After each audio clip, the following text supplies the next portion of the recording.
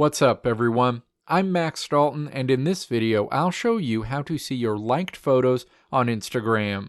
Maybe you just want to go back through your liked images on Instagram to reminisce. Or maybe you're having a hard time remembering something you liked previously. No matter the reason, Instagram makes it easy to see all of the photos and videos you've ever liked on the platform. Now let's walk through the steps to see your liked photos on Instagram.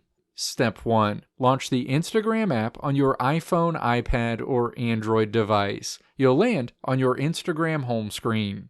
Step 2. Tap your Instagram profile icon at the bottom of the screen to open your dashboard screen.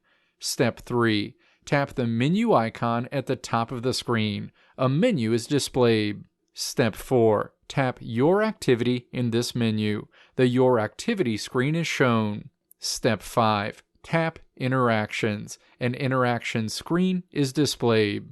Step 6. Tap Likes. A like screen is shown where you can see all of the photos and videos you've ever liked on Instagram.